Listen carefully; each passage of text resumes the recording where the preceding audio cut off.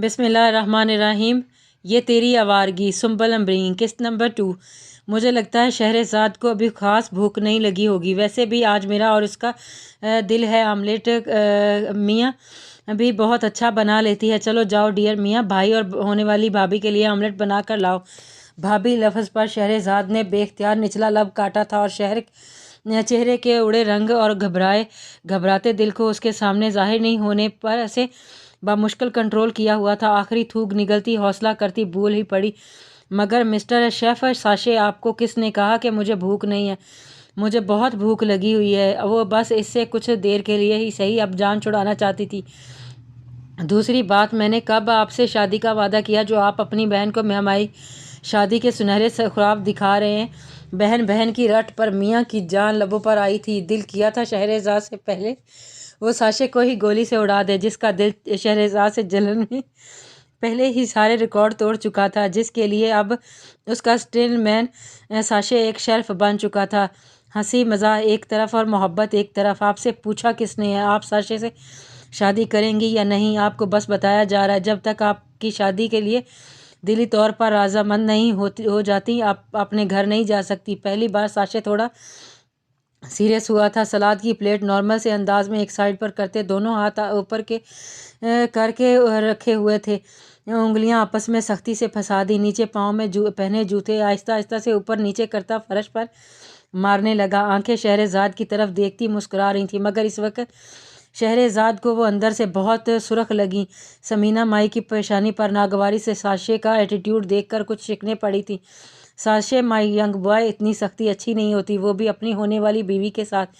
जाओ शहरज़ाद, बच्चे के लिए आमलेट बना कर लाओ। उसका दिल तुम्हारे हाथ से बना आमलेट खाने को कर रहा है। भूख को ज़्यादा इंतज़ार नहीं करवाते। समीना माई का अंदाज हाकमियत था। साशे को ना चाहते हुए भी तप चढ़ी एक घूरी से नवाजता वो अब अपनी जगह से खड़ा हो चुका था। लाचारगी से आंखें मूंद जमाल की तरफ देखने लगा, जिसने आंखों से इसे तसल्ली दी थी। फिर एक नागवार सी सख्त नज़र समीना माई पर डालता शहरज़ाद को देखकर ज़बरदस्ती चेहरे पर मुस्कुराहट सजाता किचन की तरफ जाने लगा था। अब बायां ऊँट पहाड़ के नीचे बड़ा आया, मुर्गी गाय भेड़ बकरियों पर छुरी चलवाने वाला। जब से आई हूँ कसान बना के रख दिया है। ना मैं इधर की रही ना मैं कहीं और की। पहले खौफ से लोग मुझे समीना ताई के नाम से जानते थे। जब से एक फूटी किस्मत इस कमबख्त से मिली तो मुझे समीना माई किचन वाली में बदल दिया। अब देखो माई यंग बॉय सन, तुमसे मैं क्या क्या नहीं कटवाती। चिड़िया तक के कोफ्ते ना बनवाए तो मेरा नाम भी समीना माई नहीं। वो दिल ही दिल में बनने वाले आमलेट की हालत सोचती मुसव्विर हो रही थी। मियाँ जल्दी से अपनी कुर्सी से उठती साशे के पीछे किचन की तरफ बड़ी थी। वो किचन दाखिल हुई तो वो अंडा और फ्राई पैन हाथ में पकड़े बड़े गौर से कभी अंडे को और कभी फ्राई पैन को फुर्सत से देखने में मसरूफ़ था। मियाँ के लबों पर बेख्तियार मुस्कुराहट फैली थी कि अचानक ही किचन की महलनुमा हवेली की खिड़की पर दस्तक हुई। मियाँ अलर्ट होती आगे हुई। साशे जल्दी से फ्राई पैन के दरमियान अंडा रखता जल्दी से खिड़की खोलने लगा। ये किचन हवेली की दूसरी मंजिल पर था, इसलिए बाहर से वो दो लंबी लकड़ियों की सीढ़ी जोड़कर किचन की खिड़की तक पहुंचती एक लंबी सीढ़ी बनाई गई थी। सीढ़ी को नीचे से 3 हट्टे कट्टे ब्लैक वर्दी पहने आदमियों ने पकड़ रखा था, और जो उधेड़ उम्र शख्स अब सीढ़ी के आखिरी सिरे पर खड़ा था, उसकी जान लबों को आई हुई थी कि अभी पैर फिसला और वो दुनिया से ही कूच कर गया। साशे ने शेल्फ से सारी चीज़ें जल्दी से साइड पर की और इस शख्स को हाथ देकर अंदर की तरफ किया। साशे का हाथ अपने हाथ में लेते ही इसकी आंखों में ऐसी चमक उभरी कि मौत के वक़्त आखिरी ख्वाहिश पर किसी की जान बख्शी कर दी जाए। मियाँ सीने पर हाथ बांधे नागवारी से सारी कार्रवाई देख रही थी। वो जो इसकी मदद की गर्ज से किचन में आई थी शहरज़ाद के लिए। साशे को अपने अंदाज से हटकर अपने ओहदे की भी परवाह किए बिना तको-दो करते देखकर पेशानी पर नागवारी से बल पड़े थे। बूढ़े आदमी ने किचन में कदम रखते ही अपनी उखड़ती हुई सांसों को बहाल किया और गहरे गहरे सांस लेने लगा। फजल बाबा, सांस बाद में लेना, पहले मुझे आमलेट बना दो, बाद में चाहे आधा दिन की छुट्टी पर बिस्तर पर लेटे दिल के अरमान पूरे कर लेना। साशे जल्दी से फ्राई पैन में पड़ अंडा उसके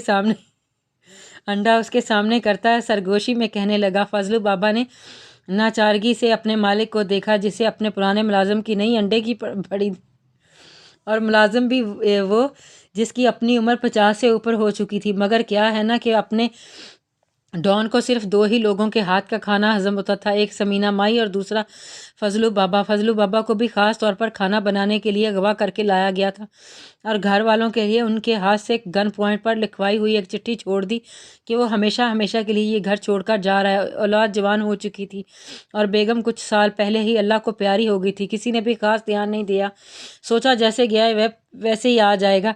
تب سے اس حویلی میں ہر آسائش، ہر چیز ان کے لیے میسر کر دی گئی تھی، ہفتے کے 2 دن گھومنے کے لیے بھی رکھ دیے اور ایک آدمی انہیں شاپنگ اور ہر وہ جگہ لے کر جاتا جو بابا فضلو کی پسندیدہ تھی، مگر بس آزادی نہیں دی گئی تھی۔ آملیٹ بنا تو شہرزاد سے زیادہ حیرانگی سے سمینہ مائی آملیٹ کو دیکھنے لگیں اور اس کے لیے لینے سے پہلے ہی اپنی پلیٹ میں آملیٹ کا چھوٹا سا ٹکڑا ڈال کر جلدی سے چیک کرنے لگی۔ سمینہ مائی کو پورا یقین تھا کہ آملیٹ کے نام پر ان کو سڑا ہوا انڈا ہی ملے گا، کیونکہ ساشے میاں جو اس کی مدد کرنے گئی تھی، اسے بھی صرف انڈا ابالنا اور چائے کافی بنانے کے سوا کچھ نہیں آتا تھا۔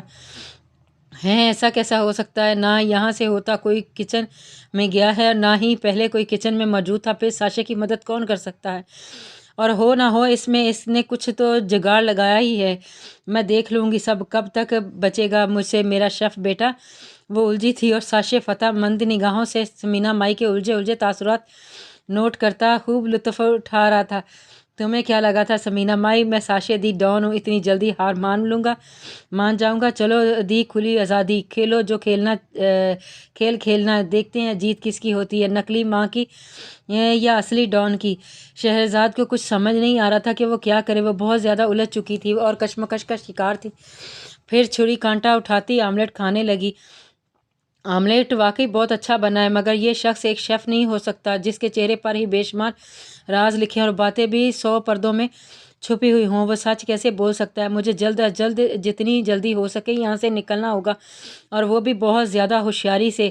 میں نکلتے ہی اس کے خلاف پولیس اسٹیشن پہنچ کر رپورٹ کرا دوں گی تاکہ یہ لوگ جو بھی ہیں مجھے دوبارہ اغوا نہ کر سکیں۔ وہ سوچتی نارمل سی ہوتی، اب آملیٹ کھانے لگی۔ ساشے اسے محویت سے آملیٹ کھاتا دیکھ کر بہت خوش ہوا، اسے محسوس ہوا جیسے تیر سیدھا نشانے پر لگا ہے۔ لڑکی مان گئی، لڑکیوں کے بارے میں اتنا تجربہ تو تھا نہیں کہ سمجھ سکتا، لڑکیاں خود کو ہر چال اور حالت، ہر شکل میں ڈھالنے میں ماہر ہوتی ہیں۔ کنٹینیو جاری ہے۔